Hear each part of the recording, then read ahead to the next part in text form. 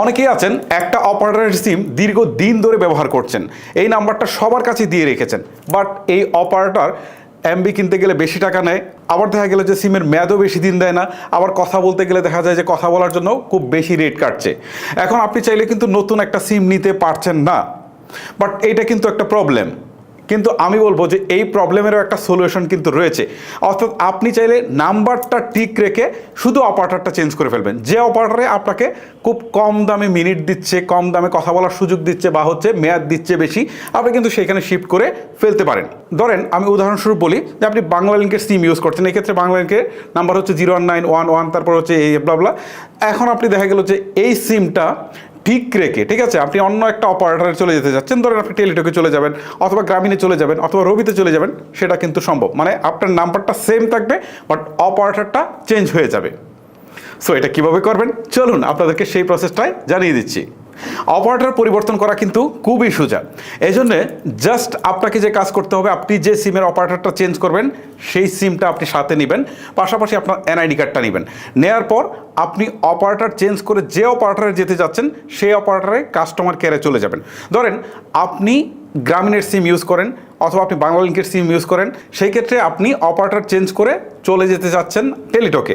এই ক্ষেত্রে আপনি টেলিটকের কাস্টমার কেয়ারে যাবেন। ওকে, আমি আপনাদেরকে বলছি, ধরেন আপনি যে সিমটা ইউজ করছেন সেই সিমের কাস্টমার কেয়ারে যাবেন না, আপনি অপারেটর বদল করে যে অপারেটর যেতে যাচ্ছেন সেটার কাস্টমার কেয়ারে যাবেন। ধরেন আপনি রবি থেকে চলে যেতে চাচ্ছেন কোথায়, রবি থেকে আপনি বাংলালিংকে চলে যেতে যাচ্ছেন, সেক্ষেত্রে আপনি বাংলালিংকের কাস্টমার কেয়ারে যাবেন। অথবা গ্রামীণ থেকে আপনি চলে যেতে যাচ্ছেন টেলিটকে, সেই ক্ষেত্রে আপনি টেলিটকের কাস্টমার কেয়ারে যাবেন। যাওয়ার পর তারা কিন্তু আপনার সিমের অপারেটরটা খুব ইজিলি চেঞ্জ করে দিয়ে দিবে। এইটার জন্য হয়তো বা 15-20 মিনিট বা 30 মিনিট সময় লাগতে পারে। এখন অপারেটর তো চেঞ্জ করে ফেললেন খুব সহজে, এখন কিছু সমস্যা ফেস করতে পারেন। সেই সমস্যাটা হচ্ছে আপনার যে মোবাইল ব্যাংকিং রয়েছে বা ইন্টারনেট ব্যাংকিং রয়েছে সেখানে SMS নাও আসতে পারে। এটাও কিন্তু টেনশনের কিছু নেই, খুব ইজি। এখন SMS না আসলে মোবাইল ব্যাংকিংয়ের ক্ষেত্রে কীভাবে SMS আনতে হবে সেটাও আপনাদেরকে দেখাচ্ছি। আচ্ছা, মোবাইল ব্যাংকিং বলতে বোঝায় বিকাশ, নগদ, এমক্যাশ, ইউক্যাশ, এইগুলোকে বোঝায় আর কি, ঠিক আছে। এখন আপনি যদি এক অপারেটর থেকে আরেক অপারেটরে চলে যান তাহলে SMS আনার পদ্ধতিটা হচ্ছে আপনি ডায়াল করবেন। ধরেন আমি বিকাশটা দিয়ে দেখাই, *247, তারপর হ্যাশ থেকে ডায়াল করছি, এটা হচ্ছে বিকাশের জন্য। নগদ হোক, রকেট হোক, সেটার যে ডায়াল কোড আছে সেটা ডায়াল করবেন।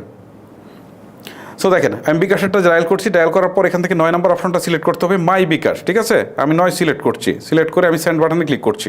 এখন দেখেন এখানে 6 নম্বরে একটা অপশন রয়েছে, সেটা হচ্ছে আপডেট MNP, ঠিক আছে, MNP। সো এখান থেকে আপনি 6 সিলেক্ট করে তারপর হচ্ছে সেন্ড দিবেন। সেন্ড দেওয়ার পর আপনার সামনে কিন্তু এখান থেকে অপশন আসছে যে আপডেট MNP।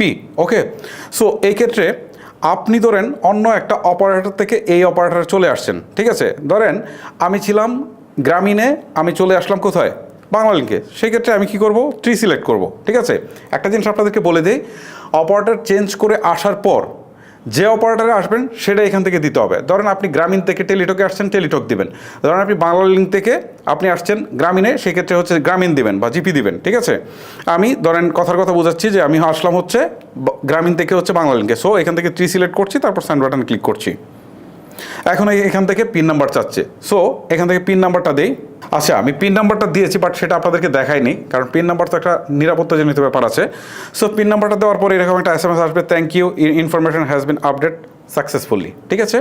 এটা আসলে বুঝবেন যে এখন আপনার নাম্বারে হচ্ছে কোডগুলো আসবে, ঠিক আছে। এটা হচ্ছে বিকাশের ক্ষেত্রে। আর বাকি যে মোবাইল ব্যাংকিংগুলো রয়েছে সেইগুলো সেমভাবে MNP অপশন যেটা থাকবে সেখানে গিয়ে জাস্ট হচ্ছে আপনারা আপডেট করে নেবেন। ওকে, তাহলেই হয়ে যাবে।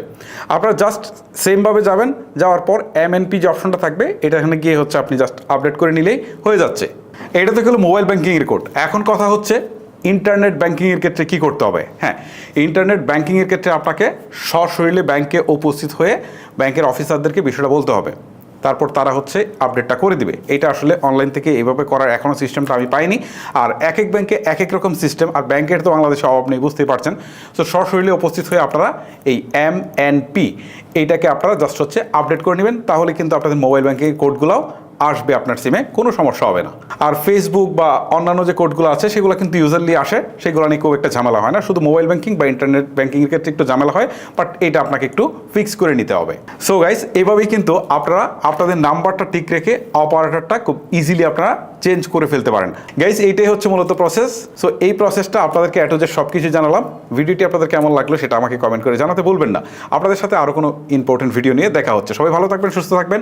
আল্লাহ হাফেজ।